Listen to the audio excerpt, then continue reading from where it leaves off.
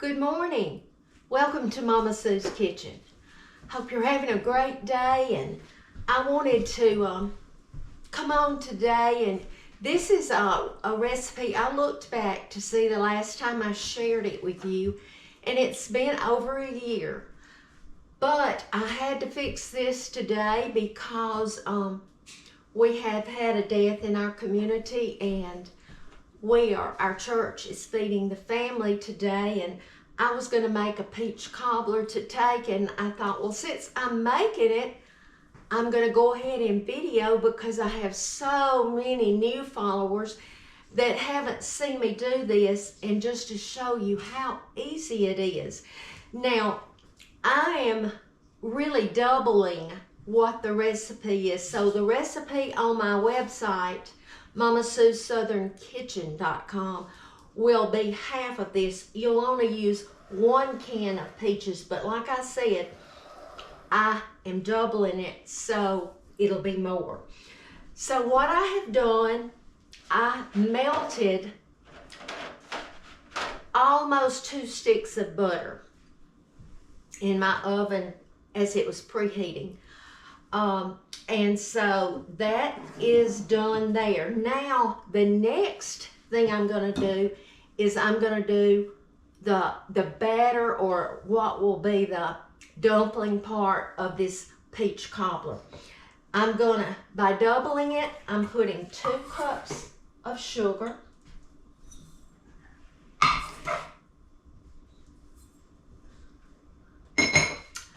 2 cups of self-rising flour. Y'all, don't do plain or all-purpose, because I can tell you from experience, it will make a mess. It won't work.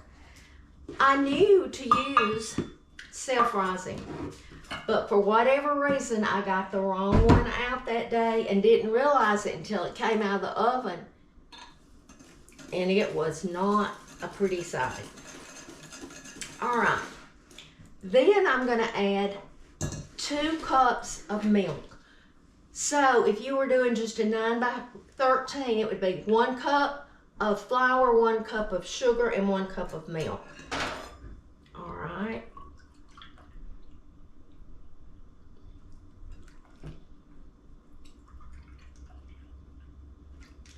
So easy. Now, I'm using canned peaches, and this is going to be a delicious cobbler. But pretty soon, this summer, you're going to be able to get fresh peaches. And if you are going to make this pie with fresh peaches, you will have to, of course, wash and peel them and chop them.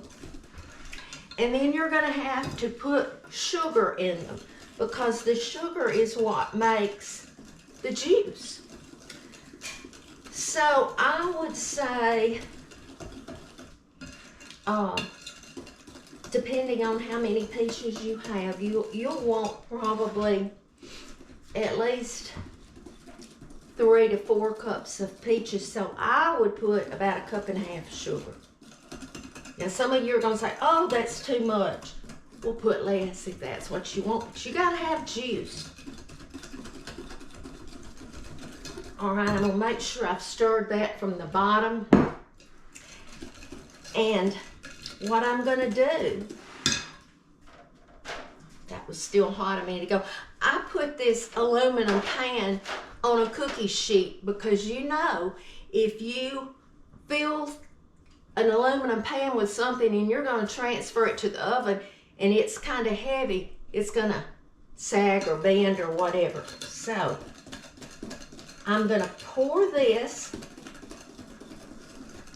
directly over this melted butter. And y'all, do not stir it. Do not stir. Then you're going to have I'm going to put 2 cans, big cans of peaches. These are 29 ounces. And you're going to put the juice and all. So I'll put this sort of at this end. And this one at that end. I'm not going to stir, but I want those peaches. Okay. Don't stir it. Butter on the bottom, the sugar, flour, and milk mixed together in the middle, and these peaches and the juice you pour on top. Now, I've preheated my oven, and I'm going to put this in for about 45 minutes. I'll watch it, though, because when it gets golden brown, I'll take it out, and I'll be back. Welcome back. I let this cook for 45 minutes, and y'all, it is beautiful. Golden color. I cannot cut this and show it to you because I'm taking it to a family that is having a funeral this afternoon. But you saw how easy it is. I told Harold a few minutes ago, I wish I had made us one. He said, you think they'll notice if we take a little section out of the corner? I said, I'm afraid they would. But anyway, even though I made this over a year ago, hopefully there's new people that have joined in that weren't with me a year ago, and this gave you an idea how you can do a peach cobbler so easily. Before I go, I wanted to talk to you for just a second about all the bad that's happening. You know, we heard just a few days ago there was a shooting at a school in Nashville, Tennessee, where 4 children and 4 adults were killed. Other bad things. Last night, I saw where, of course, there's shootings everywhere. In every big city, people are just killing each other. All we hear about is bad. So I'm going to remind you, this is not a surprise, because in 2 Timothy 3, verses 1 through 5, Paul is writing to Timothy. And he tells him, he said, you should know this, Timothy, that in the last days there will be very difficult times. For people will love only themselves and their money. They will be boastful and proud, scoffing at God, disobedient to their parents, and ungrateful. They will consider nothing sacred. They will be unloving and unforgiving. They will slander others and have no self-control. They will be cruel and hate what is good. They will betray their friends, be reckless, be puffed up with pride, and love pleasure rather than God. They will act religious, but they will reject the power that could make them godly. Stay away from people like that. Now, my translation that I read from is the Life Application Study Bible. But any translation that you have, you read 2 Timothy 3, 1 through 5. Because it says in the last days, we're going to see all this cruel things that's happening. And you know, Harold and I have a Sunday school class, and he's teaching right now from the book of Revelation.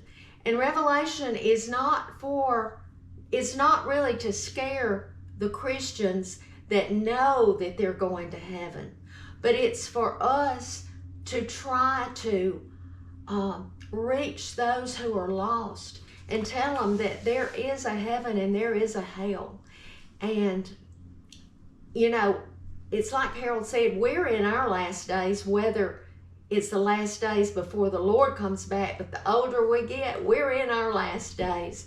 So be salt and light. Shine for Jesus. Tell others about him and try to win them to Jesus. Thank you for joining me. I'll be back soon.